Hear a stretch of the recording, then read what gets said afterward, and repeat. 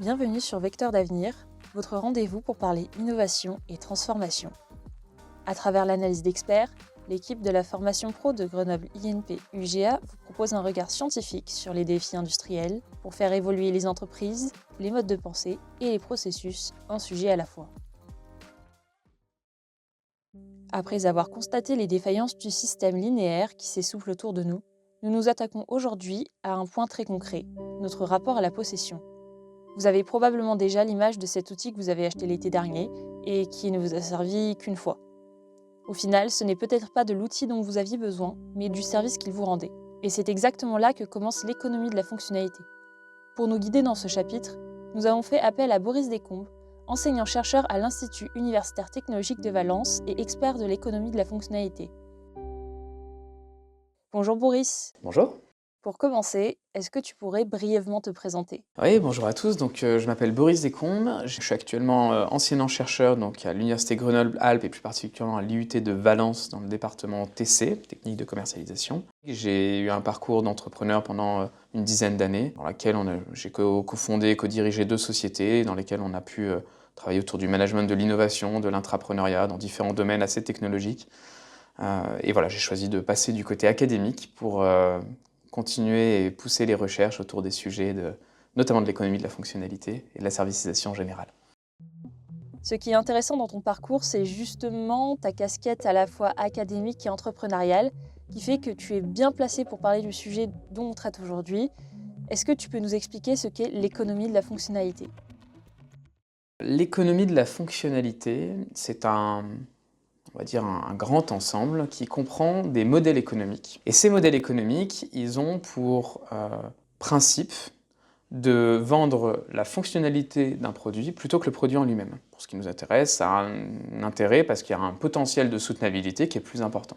On a parlé dans l'épisode précédent de la partie Take, Make, Waste, donc la logique linéaire.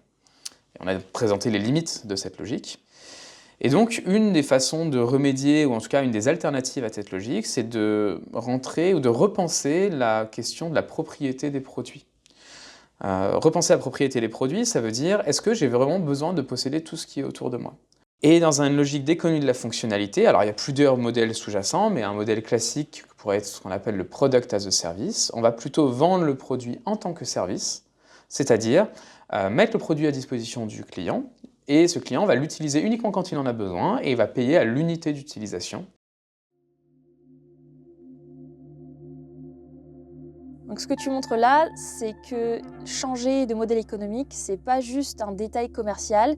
Et pour rendre ça encore plus concret, est-ce que tu peux nous donner un exemple d'entreprise qui a entrepris ce type de modèle ? Alors l'exemple de Michelin est très connu parce qu'ils ont été précurseurs sur ces sujets-là. Michelin, donc son métier traditionnel, c'est de vendre du pneu. Ce modèle-là, c'est un modèle linéaire. C'est-à-dire que pour Michelin fasse de l'argent, Michelin fait une marge sur chacun des pneus qui sont vendus, et donc Michelin a pour objectif de vendre le plus de pneus possible. Il y a maintenant longtemps, Michelin a commencé à développer une offre qui s'appelle Tire as a Service, dit autrement des pneus au kilomètre. Le principe est le suivant, Michelin va non plus vendre un pneu, mais va proposer à, par exemple, une flotte de transporteurs, une flotte de camions, de prendre à sa charge tout le poste-pneu de cette flotte de transporteurs. Et donc il y a tout un package de services qui est proposé. Et à la fin, ce que paye le client, c'est le nombre de kilomètres qu'il a parcouru avec les pneus de Michelin.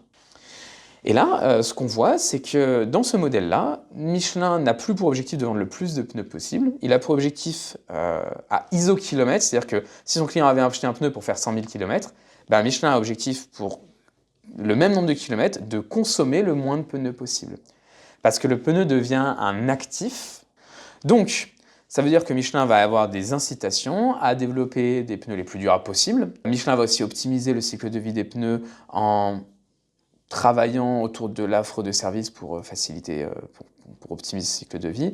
Et donc au final, il y a une incitation à utiliser le moins de matières premières possible. Donc on sort de la logique linéaire, take, make, waste, pour entrer dans une logique beaucoup plus circulaire. À t'écouter, on peut quand même se dire que ce genre de modèle économique est réservé aux grands groupes, non ? Un modèle économique, ça ne se résume pas à savoir comment l'entreprise va vendre. Et la grosse erreur, ce serait de considérer que toute la discussion qu'on a eue sur la façon de faire, c'est une question marketing purement. Parce qu'en fait, les impacts pour l'entreprise sont immenses. On va changer toute l'organisation de l'entreprise.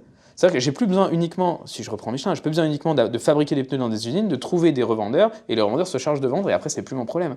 J'ai besoin d'avoir des techniciens de service qui sont sur place, qui vont acheminer les pneus, qui vont les installer, qui vont faire la maintenance. J'ai besoin d'optimiser tout le service qui va être mis en œuvre et commercialisé aux clients. J'ai besoin de maintenir la qualité du service qui est rendu. Bon bref, j'ai plein de choses à repenser dans mon organisation.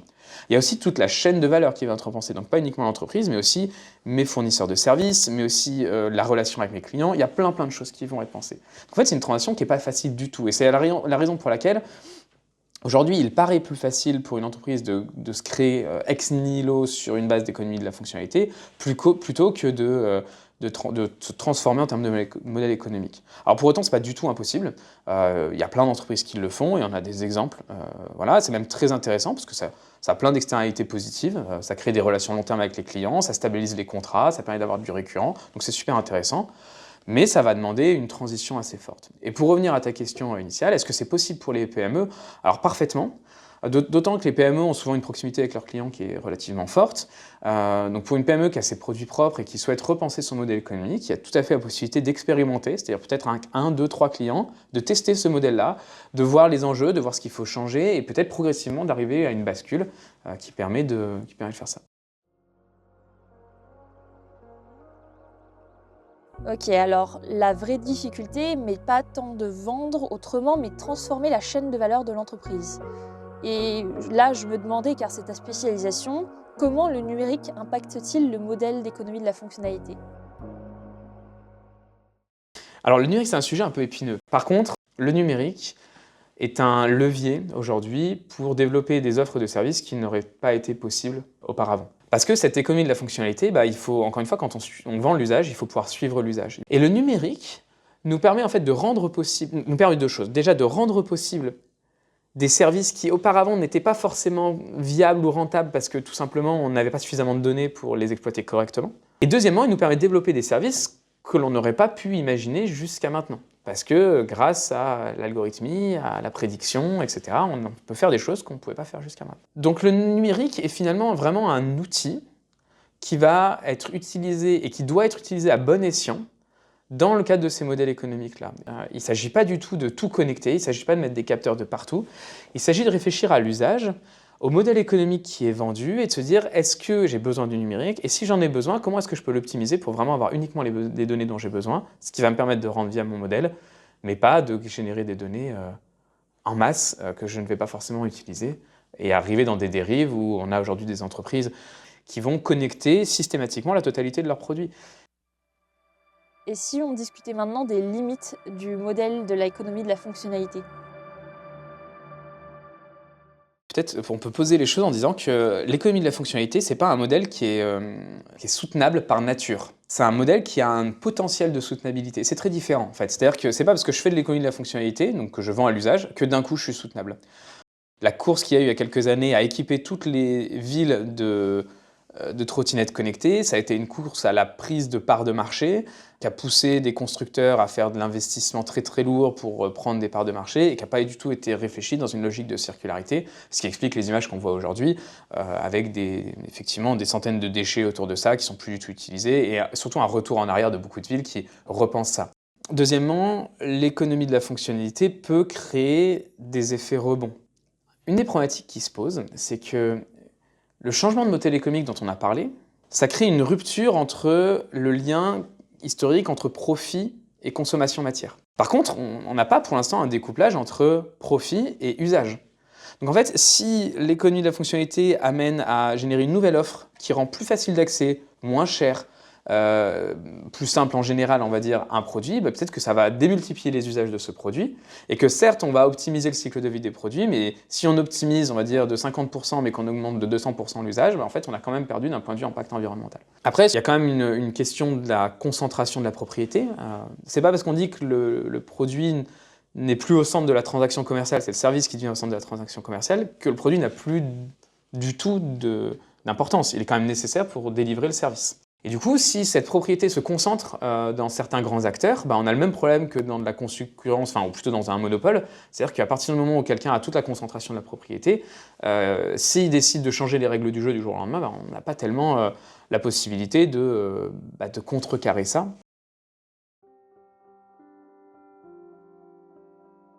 Et pour faire la transition justement avec la fin de cet entretien, il y a beaucoup d'enjeux autour de la formation, notamment en termes de formation continue. Toi-même, tu as développé une formation courte ici, à la formation pro de Grenoble INP-UGA. Oui, dans cette formation, ce que l'on fait, c'est observer vraiment cette question des modèles économiques et de voir de quelle manière est-ce qu'on peut faire évoluer les modèles économiques, notamment industriels, mais pas que, vers plus d'économie de la fonctionnalité, plus de services, etc. Alors on le fait déjà pour bien comprendre ce qu'est un modèle économique, et puis derrière de voir les leviers qu'on a à notre disposition pour le faire. On focalise notamment pas mal sur la question du numérique et comment le numérique peut servir d'effet de levier, mais aussi de manière raisonnée autour de ces modèles-là.